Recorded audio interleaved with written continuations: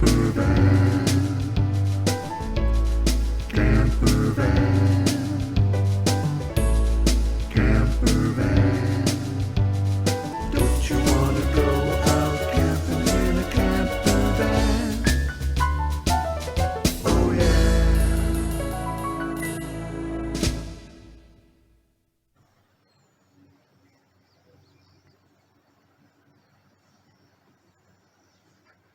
Bob, wake up. All right. It's time to make the next video about the Pontiac camper van, isn't it? Oh, time gets away from me when you're retired. I gotta tell you, but a lot of progress has been made here, and I am excited to tell you about it. Basically, we've gone from the early planning stages to being ready to go camping. So I want to start out by showing you this awning that I was able to put together out of a sail from a sailboat that I got for free, and I'll quickly show you how that gets put up. And then this little table, which gives you a nice little place for some outside cooking or entertaining, anything that you want that for. I've also got some little lights hanging up here, which will be fun for parties at night. But anyway, we'll tell you more about that later. For now, let's just get into the awning and the table. So you just pull the canopy out from where you've got it in storage.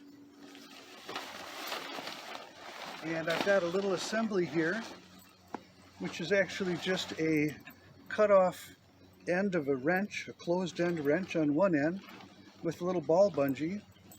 And this other piece of hardware that was already part of the sailing hardware that came already in place. So I just fasten this ball bungee to the wrench, as every good camper does. Slide that into this piece of conduit. Do it twice for luck. There we go.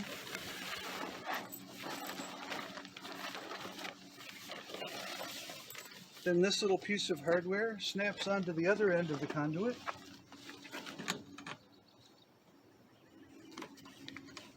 Like so.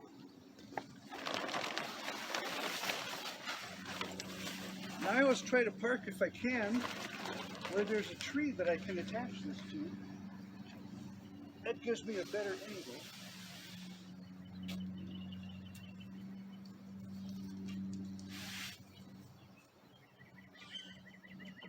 But if not, I can attach that to the ground, and it just gives me a little bit less vertical canopy area. Then I'm kind of proud of this post, where I reappropriated another little piece of sailing hardware at the tip of it, little brass fitting. It just grabs onto the canopy and holds it like that. So a nice little bit of shade here, and the price was right. And then for the table, I'm taking advantage of the bed frame that's already here. A couple little extremely cheap tent stakes. I can't imagine what tent you would want to use those stakes on. And I just have a couple little holes here. Pop those into. And an aluminum leg. A little half-inch hole underneath here that fits into.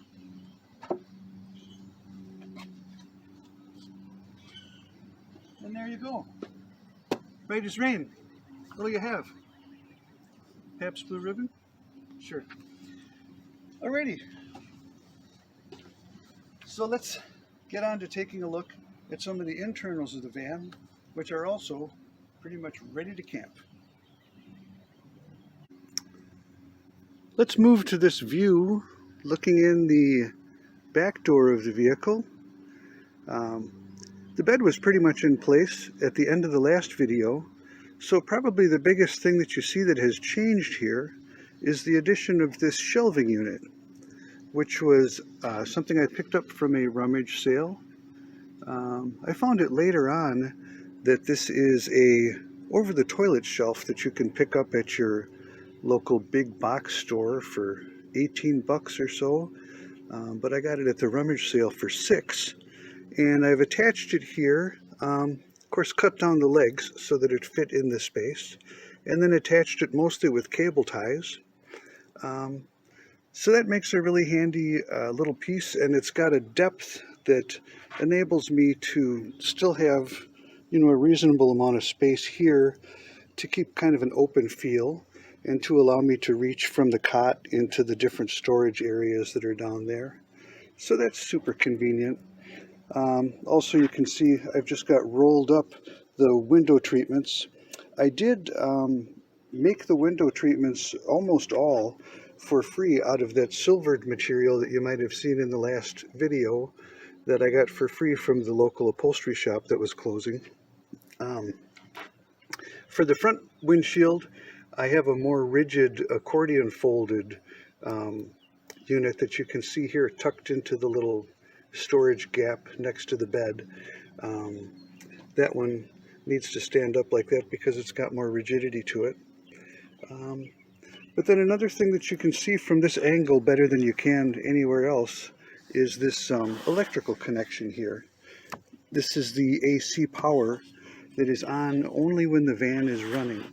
And that works out really great for me. I've got the cord just running along the floor here, and it runs into this bin where I've got a electrical cord, an extension cord that splits that so that it charges this Go Power unit and another one just like it. So when I'm on the road and the engine is running, both of these units are being charged, as well as a little power brick that I can use to recharge my tablet and my cell phone a few times. So all of that electricity is being taken from the car while it's running. But I don't like to take any electricity from the car when it's not running, because I don't wish to run my battery down when I'm boondocking. You could easily end up stranded that way. So I don't have to worry about that. One of the neat things I found about this particular vehicle is that the exhaust vent for the air system is right here on this low on that back sidewall. So what I did is I attached a little muffin fan to it that you can probably just barely see here, and I've got a speed control for that I've rigged up. You might have seen that in the last video as well. Just kind of crudely mounted, but it works. But that little fan runs from this power source. So again, that gives me the ability to have air exiting from this cabin space while I'm boondocking and not be putting any strain on the vehicle's power system, which I think is probably wise. Various storage here on this little shelf. Obviously everything from this nice little cloth box to simple cardboard boxes. Nice little set of plastic drawers, another little plastic bin. All of that is stuff that we already had around the house. I was excited about trying to find ways to do this without spending a lot, and in many cases nothing at all.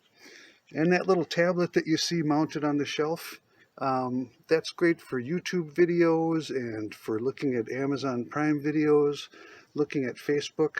And later on in this video you'll see I also like to use it as a little simulated fireplace. Of course it creates no heat, but just the impression of seeing what looks like a fire can make you feel a little cozier at night. Another thing that you may recall from the last video was a little desk unit that I had been able to get from my employer back when I was employed. And I wasn't able to put much of it to use, but that is where this counter came from.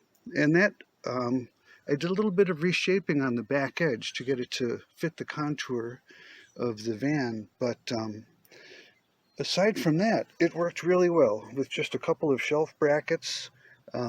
It provides a great amount of working space here. Just a very good position for when you're working at a laptop or making some coffee, cooking something. If you put the stove away and you've got room there to put your laptop, read a book, draw, sketch, journal, whatever it is you're doing. So that works out great. And it's got enough depth that I can actually use this little stove right here without worrying about being too close to the wall or the ceiling behind it. And that's important. Later on, you'll also see another thing that I put in this space at night is a little heating device made out of a terracotta pot. And with this stove or with that terracotta heating thing, anything at all that is combustible or anything that you're burning in an enclosed space like this really mandates that you think about your safety and take some reasonable precautions. I would hope that everybody would do that. So you can see on the floor, I've got a smoke detector here and also a carbon monoxide detector. Those are both brand new, so of course the batteries are good, but I would really hope that you would have those on board. The smoke detector actually should be mounted up higher, and it will be later. Carbon monoxide detector is good on the floor. And then, of course, you can probably also see in easy reach, I've got a little fire extinguisher. But again, in the interest of your safety, the fire extinguisher is great if you can use it real quick and get out, or if you need to use it in order to create a way to get out. But the more important thing is that if you have a situation where the smoke or the fumes are out of control, that you get out first. Take care of yourself first. And to that end, I have one thing hanging here, a very small, a little innocuous device. It's not in the way at all. But in many vehicles, this could be a lifesaver. This Pontiac, Montana, 2006, looking at the back doorway here, when that hatch is closed, there is no latch on the inside. So you can't really open that latch and get out the door that way. So if I were back here and there was something between me and those side doors that I couldn't get past, like actual flames, a device like this, it has a little punch pin in the center here, and you can press that. If you press that on a piece of glass, you'll hear that little snap and the metal pin comes out. That little metal pin will break car glass. And I keep that right back here because if I ever had to, I can break that glass and go out through the back. And that could be a lifesaver. Again, in case of an emergency like that, the thing you want to be concerned about most is take care of yourself and be safe first. So that's about what I've got. Another thing that you may have noticed, this is kind of my little kitchen area. And you might think, boy, Bob must love coffee. He's got that giant percolator and not much else. Well, actually, I'm just using this as a water dispensing vessel and this little stainless steel tray as kind of an ersatz sink. So I'm just dispensing clear water out of there and use that to make some coffee or whatever. And I would have to admit, it's nowhere near as practical as it is attractive, but darn it, I saw that thing. It fit into my budget because it was $3.50 on half price day. So for $1.75, I got the cutest darn water dispenser I can imagine. And so I'm excited about that. I wouldn't be surprised if someday I end up poking a hole in it and putting a Camelback bladder in there just to make it a little bit more practical to fill and empty and clean. But for the time being, I'm just enjoying the look of that percolator in my little retro van. In addition to these LED strip lights that you see And you'll see those more clearly in a part of the video that comes up later on that I shot at night. I've also got some puck lights that I mounted. Just they're powered with AAA batteries, and I've attached them with Velcro. It's another little light source that's really handy, and again, has nothing to do with the car's power system. I could use the car's dome lights as well, but I don't wish to do anything that wears down the car's battery when I'm off the grid.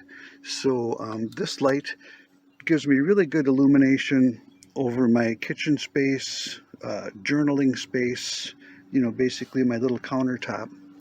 And I've got another one of those mounted in a spot that I'd like to show you. Take a look here. So this is the tailgate of the vehicle. I've got another little puck light mounted here, and that's fun at night when you've got the tailgate up. That lights up this area for anything that you might be doing back here. When the tailgate is closed, that light ends up right about here, if you can imagine, not too far away from the pillow or the head end of the bed. Makes a great little reading light. So simple little puck lights, very inexpensive, and because they're LED based, they'll burn for a long time on a set of batteries. Camper van, camper van, camper van. Don't you wanna go out camping in a camper van? Oh yeah.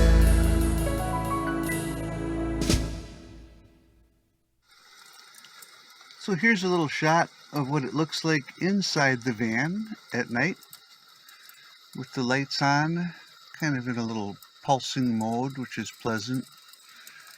And it's pretty comfy in here.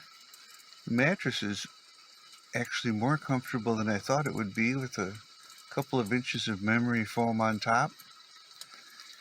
It's a chilly night outside, only about 40 degrees, but it's closer to 50 in here with this little heater that I use, made out of a terracotta pot with some candles inside. And maybe this little fireplace simulated on my tablet makes it feel a little warmer in here.